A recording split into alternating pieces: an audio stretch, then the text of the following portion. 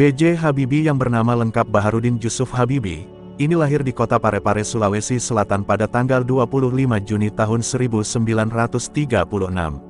Sebelum menjadi orang yang berpengaruh bagi bangsa Indonesia, B.J. Habibie pernah mengenyam pendidikan di SMA Kadago, Bandung, tahun 1954 dan melanjutkan ke perguruan tinggi di Institut Teknologi Bandung ITB. Karena kepintaran dan kecerdasannya, B.J. Habibie akhirnya melanjutkan studinya di Jerman bersama teman-temannya yang lain. Berbeda dengan teman-temannya yang menggunakan beasiswa untuk kuliah di Jerman, B.J. Habibie menggunakan biaya dari ibunya, R.A. Tuti Marini Puspowardojo. Keputusannya belajar di Jerman karena petua Bung Karno tentang pentingnya penguasaan teknologi nasional, yakni teknologi maritim dan teknologi dirgantara saat Indonesia masih berkembang saat itu. B.J. Habibie akhirnya memilih jurusan teknik penerbangan spesialis konstruksi pesawat terbang di Rhein-Westfalen-Aachen Technische Hochschule, Jerman pada tahun 1955. Dari sinilah B.J. Habibie belajar menguasai teknologi dan menjadi ahli pesawat terbang yang pertama kali menciptakan pesawat terbang di Indonesia. Jadi tidak heran jika ia dijuluki sebagai bapak teknologinya Indonesia karena karyanya yang luar biasa. Banyak pelajaran yang bisa kita ambil dari kisah hidup atau biografi B.J. Habibie. Meskipun masa jabatan Presiden B.J. Habibie sangat singkat, namun ia adalah salah satu tokoh bangsa yang membawa spirit kebangsaan dan perubahan bagi bangsa Indonesia secara intelektual. Agar sahabat HR Channel bisa memperoleh pelajaran dan terinspirasi dari kisah hidupnya, mari mengenal B.J.H. Masa kecil B.J. Habibie. Masa kecil B.J. Habibie berada di Parepare, Sulawesi Selatan bersama ayah, ibu, dan 7 saudaranya. Alwi Abdul Jalil Habibie adalah ayah B.J. Habibie yang merupakan seorang ahli pertanian asal Gorontalo dan sang ibu bernama R.A. Tuti Marini Puspowardojo yang merupakan spesialis mata asal Yogyakarta. Dari 8 bersaudara, B.J. Habibie adalah anak keempat yang tumbuh dalam keluarga religius. Masa kecil B.J. Habibie sangat akrab dengan bacaan Al-Quran sang ayah yang membuatnya tenang. Itulah sebabnya di umurnya masih 3 tahun, B.J. Habibie sudah lancar membaca Al-Quran. B.J. Habibie sudah dikenal sebagai anak yang cerdas dari masa kecilnya. B.J. Habibie ditinggalkan sang ayah meninggal dunia saat usianya masih sangat muda, yakni 14 tahun. Dari situlah sang ibu harus berjuang sendiri untuk melanjutkan hidup bersama-sama dengan ke-8 anaknya. Sejak kepergian sang ayah, akhirnya keluarga B.J. Habibie pindah ke Bandung. Masa pendidikan B.J. Habibie. Karena terkenal sebagai seorang intelektual, maka kurang lengkap jika tidak mengetahui latar belakang pendidikan B.J. Habibie. Karena B.J. Habibie sudah tumbuh menjadi anak yang cerdas sejak kecil, maka di sekolah pun ia adalah murid yang cerdas. SMA Kadago Bandung adalah sekolah tempat B.J. Habibie mengenyam pendidikan sampai kemudian melanjutkan ke perguruan tinggi di ITB, yang saat itu masih bernama Universitas Indonesia Bandung. B.J. Habibie hanya kuliah selama setahun di ITB kemudian melanjutkan studinya di Jerman selama 10 tahun. Saat Habibie masih menjadi mahasiswa ITB, pemerintahan Presiden Soekarno sedang gencar membiayai anak-anak bangsa menimba ilmu dan bersekolah di luar negeri. Dari ratusan pelajar yang menerima beasiswa dan berangkat ke Jerman, B.J. Habibie termasuk dalam rombongan kedua yang berangkat ke Jerman tanpa beasiswa dari negara pada tahun 1955. Ibunya lah yang membiayai B.J. Habibie kuliah di jurusan teknik penerbangan spesialis konstruksi pesawat terbang di Rhein-Westfalen-Aachen Technische Hochschule, Jerman. Menimba ilmu yang ia tempuh di luar negeri itu tidak berlangsung singkat dan mudah. Selama bertahun-tahun B.J. Habibie belajar di RWTH Aachen sambil bekerja secara praktik. Motivasi yang ia bawa belajar di Jerman awalnya adalah B.J. Habibie tertarik membangun pesawat komersial sesuai ide Soekarno. Akhirnya muncullah perusahaan PT PAL, yakni IPTN pada saat itu. Selain itu motivasi terbesar B.J. Habibie untuk sukses juga datang dari sang ibu yang sudah susah payah membiayai pendidikan hingga kehidupannya di luar negeri yang tidak murah. Tahun 1960 B.J. Habibie berhasil menyelesaikan studinya untuk gelar diploma Ing-nya di Technische Hochschule dengan predikat sempurna atau cum laude yang rata-rata nilainya adalah 9,5. Gelar insinyur inilah yang membuatnya bisa bekerja di firma Talbot, industri kereta api di Jerman. Perusahaan itu sangat membutuhkan wagon untuk mengangkut barang yang ringan dalam jumlah yang banyak. B.J. Habibie pun membuat konstruksi alat yang dibutuhkan wagon industri kereta api Jerman itu dengan membuat sayap pesawat terbang. Caranya pun membuahkan hasil dan sangat membantu kebutuhan perusahaan. Biografi B.J. Habibie terkait riwayat pendidikannya berlanjut karena ia meneruskan gelar doktornya masih di Jerman, yakni Technische Hochschule der Fakultät der Vermaschinenwesen Aachen. Sambil menempuh pendidikan doktornya, pada 1962 akhirnya B.J. Habibie menikahi Hasri Ainun dan memboyongnya ke Jerman. Kehidupannya dibilang sangat sederhana dan sulit karena ia harus menghemat keuangan dan bekerja hingga larut malam. Padahal B.J. Habibie juga harus tetap belajar dan menyelesaikan tugas kuliahnya. Ainun, sang istri pun turut hidup sederhana agar menghemat pengeluaran dengan antri mencuci baju di tempat umum.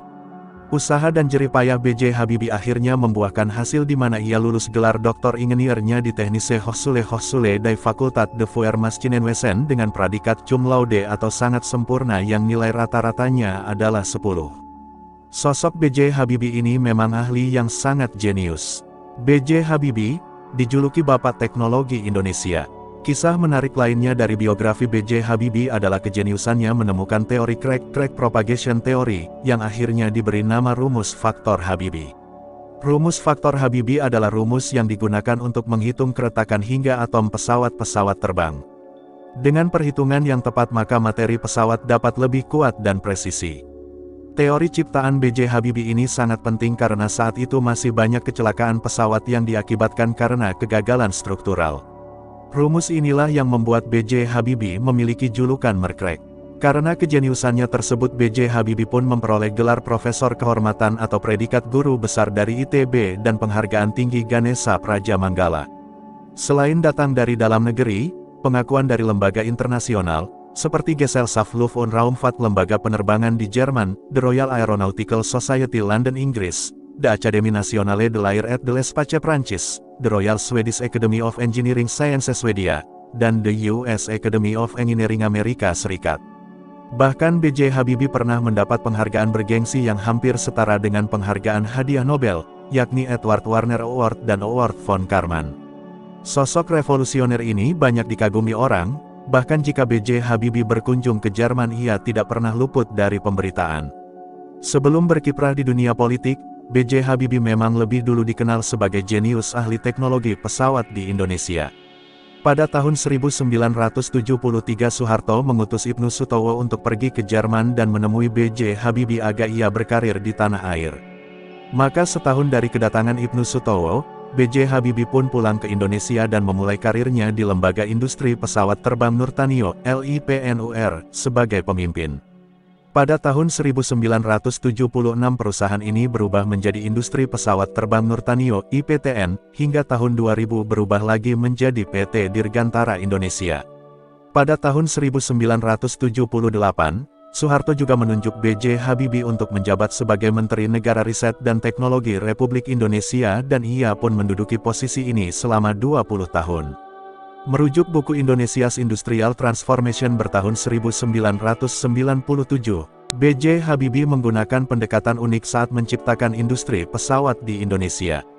IPTN di bawah kendali B.J. Habibie berhasil mengembangkan teknologi sejumlah pesawat, yakni CN-235, N250, dan N2130. Karya yang paling legendaris dan B.J. Habibie adalah N250 atau juga dikenal Gatot Kaca yang mengudara pertama kali pada tahun 1995. Gatot Kaca adalah satu-satunya pesawat turboprop yang menggunakan teknologi fly-by-wire ciptaan B.J. Habibie. Karena kiprahnya yang luar biasa bagi teknologi Indonesia, tak lama setelah tutup usia, Jokowi menyatakan bahwa B.J. Habibie adalah Bapak Teknologi Indonesia sekaligus negarawan yang revolusioner. Karir politik B.J. Habibie. Karir politik B.J. Habibie dimulai sejak ia kembali di Indonesia pada tahun 1974 atas perintah Soeharto. Mulai 1978 B.J. Habibie ditetapkan sebagai Menteri Riset dan Teknologi 10 dekade hingga Maret tahun 1998 di masa pemerintahan Presiden Soeharto. Selain itu ia juga sempat memimpin perusahaan BUMN Industri Strategi 10 tahun lamanya. Mulai tahun 1998, tepatnya tanggal 14 Maret B.J. Habibie diangkat menjadi Wakil Presiden ke-7 mendampingi Soeharto dalam Kabinet Pembangunan 7 sampai tanggal 21 Mei tahun 1998 saat Soeharto lengser dari jabatan presidennya. Kiprah Habibie sebagai wakil presiden cukup singkat yang dapat kamu baca ada buku seri Pemimpin Bangsa, B.J. Habibie Wapres Orde Baru terakhir. Setelah mundurnya Soeharto, B.J. Habibie ditetapkan sebagai Presiden Indonesia ketiga pada usianya yang ke-62 tahun dengan masa jabatan yang singkat, yakni tanggal 1 Mei tahun 1998 hingga tanggal 20 Oktober tahun 1999. Saat B.J. Habibie menjabat sebagai Presiden, pada tanggal 30 Agustus tahun 1999 Indonesia kehilangan Timor Timur dari Negara Kesatuan Republik Indonesia dan menjadi negara terpisah. Namun B.J. Habibie berhasil menyelesaikan masalah tersebut secara damai yakni mengadakan jajak pendapat bagi warga Timor Timur untuk memilih merdeka atau tetap menjadi bagian dari Indonesia. Keputusannya tersebut sempat menjadi kontroversi oleh para ahli dan politikus Indonesia. Masa jabatan Presiden B.J. Habibie. Meskipun masa jabatannya yang singkat sebagai Presiden RI, namun kiprahnya tidak bisa dianggap remeh. Setelah lengsernya Soeharto, negara Indonesia sedang krisis ekonomi dan kerusuhan terjadi di mana-mana. Bisa dikatakan ia diwarisi jabatan saat kondisi Indonesia sedang kacau dan memprihatinkan di mana banyak daerah dan wilayah yang ingin melepaskan diri dari Indonesia. Di era reformasi dengan yang tidak stabil dan disintegrasi setelah kerusuhan Mei tahun 1998 di beberapa daerah di Indonesia, B.J. Habibie harus mengawal semua kekacauan tersebut. B.J. Habibie sigap membentuk kabinet baru dengan peran-peran penting agar mengembalikan dukungan dana moneter internasional dan komunitas negara donor agar memulihkan ekonomi Indonesia saat itu. B.J. Habibie juga membebaskan beberapa tahanan politik era Soeharto dan mengurangi kontrol untuk kebebasan berpendapat dan kegiatan organisasi.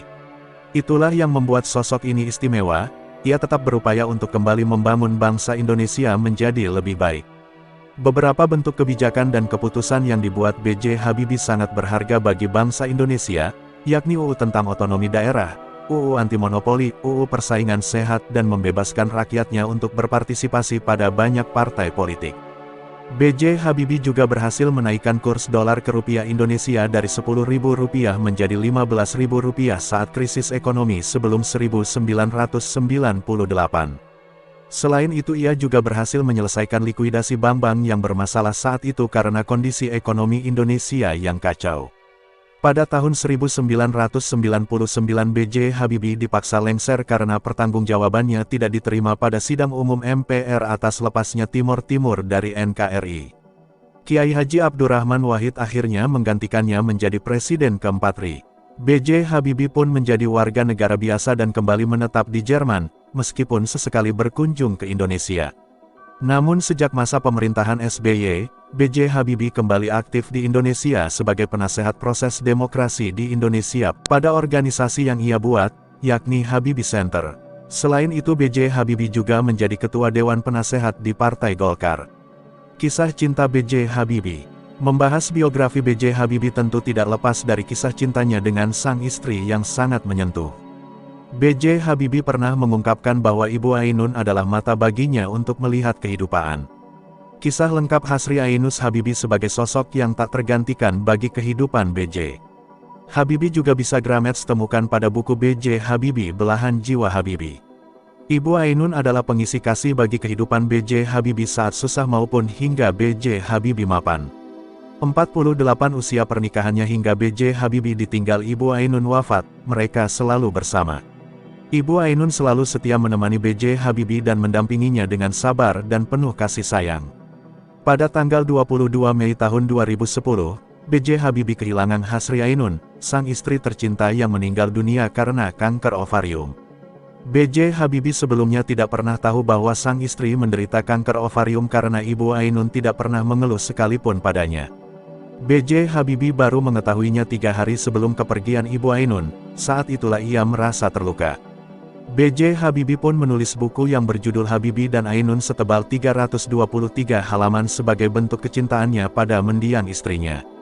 Buku itulah yang kemudian diangkat ke layar lebar dengan judul film yang sama dengan judul buku. Film biografi B.J. Habibie tayang di Indonesia pada Desember tahun 2012 dengan kisah sosoknya yang visioner dan romansa kisah cintanya dengan Ibu Ainun. Film tersebut disutradarai oleh Hanung Bramantyo dan Fauzan Rizal dan diperankan oleh Reza Rahardian dan Bunga Citra Lestari yang sukses menarik perhatian masyarakat Indonesia sebanyak 4,5 juta penonton. Berikut ini rekomendasi buku di koleksi Gramedia yang bisa sahabat HR Channel baca tentang romansa kisah percintaan B.J. Habibie dan Ibu Ainun yang luar biasa. Nah, itulah biografi B.J. Habibie yang bisa sahabat HR Channel ketahui untuk meneladani kisah-kisah inspiratif B.J. Habibie tersebut. Kepergiannya wafat pada tanggal 11 September tahun 2019 membuat banyak masyarakat Indonesia kehilangan sosoknya yang luar biasa.